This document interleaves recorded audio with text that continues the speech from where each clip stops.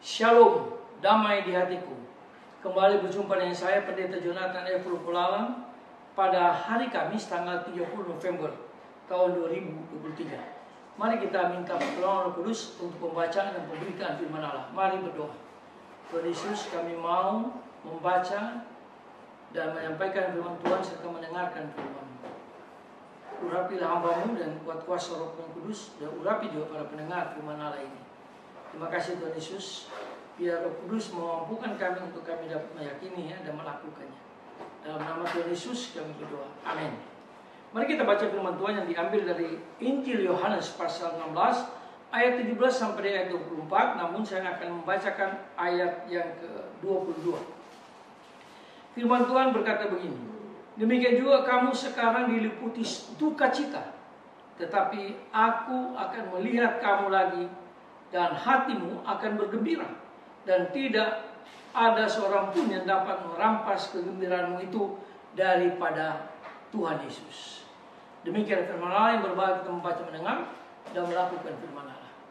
Tema kita pada hari ini adalah dosa, duka, kesedihan.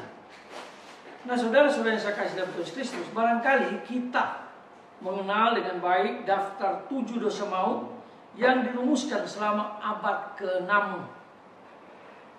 yaitu pertama, percabulan, kedua, ketamakan, ketiga, keserakahan, keempat, kemalasan, kelima, kemarahan, keenam, kecemburuan, dan ketujuh, kecongkakan. Nah, saudara-saudara yang saya kasih dalam Yesus Kristus, itulah yang disebut 7 dosa maut yang dirumuskan pada abad yang ke-6. Namun, kita mungkin tidak mengetahui bahwa daftar aslinya telah dirumuskan di abad ke-4, di mana di dalam terdaftar tersebut juga tertulis dosa kedukaan, kesedihan, atau disebut dosa kesedihan, sesuai dengan tema kita. Selama bertahun-tahun berlalu, emosi kesedihan dibuang dari daftar tersebut. Nah, saudara-saudara yang saya kasih dalam Tuhan Yesus Kristus, sejumlah orang diberkati dengan watak periang, gembira, bersukacita. Mereka selalu diliputi kegembiraan, sukacita yang luar biasa. Mereka selalu tersenyum, seolah-olah mereka sedang mengiklankan pasta gigi.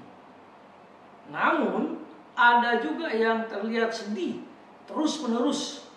Mereka selalu mengeluh tentang kehidupan dan beban yang ditanggungnya. Nah, saudara-saudara yang saya kasih dalam Yesus Kristus, siapa yang dapat menyangkal bahwa keragaman penderitaan mematahkan semangat kita?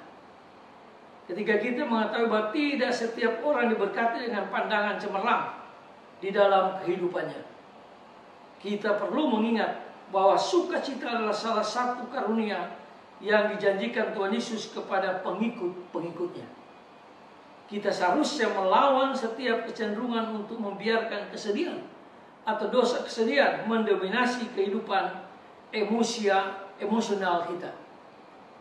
Nah, saudara-saudara yang saya kasih dalam Yesus Kristus, Tuhan Yesus berjanji pada para muridnya di malam ketiga Yudas mengkhianatinya.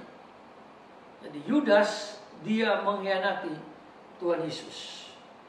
Tidak ada seorang pun yang dapat merampas kegembiraanmu itu daripada Tuhan Yesus. Itu dijelaskan di dalam Yohanes pasal yang ke-16 ayat 22 yang tadi kita sudah baca. Nah, saudara-saudara yang saya kasih dalam Yesus Kristus, ingatlah bahwa sukacita adalah buah dari roh yang berdiam di dalam hati kita. Itu dijelaskan Rasul Paulus pada jemaat di Galatia 5 ayat 22. Mari kita meminta Tuhan Yesus menolong kita supaya dapat melihat jauh melampaui keadaan kita yang menyedihkan dan menguatkan hati kita dengan gambaran sukacita yang menantikan kita pada waktu Kristus tinggal di dalam hidup kita. Itu pun dijelaskan dalam Ibrani pasal yang ke-12 ayat yang kedua.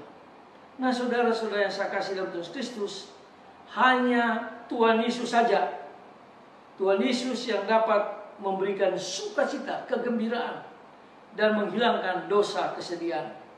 Karena Tuhan Yesus memahami kesedihan hati kita, dan Tuhan Yesus datang dari kemuliaan dan untuk menenangkan hati kita, supaya hati kita penuh dengan sukacita, mengasihi orang yang pernah sengsara karena dosa kita. Nah, itulah sebabnya mari kita membuang dosa, duka, kesedihan, lalu kita isi dengan sukacita atau buah roh. Karena pada hari Minggu kita akan memasuki Advent pertama. Semoga firman Tuhan yang menguatkan iman kita dan memberkati kita. Mari kita berdoa. Tuhan Yesus, buangkanlah dari 7 dosa maut, bahkan dosa kesedihan. Biarlah kami selalu bergembira menyambut Natal, bahkan menyambut kedatangan Tuhan Yesus kedua kali. Dalam kasih dan pengampunan Kristus kami berdoa. Haleluya. Amin. Terpujilah Kristus. Sampai berjumpa di kesempatan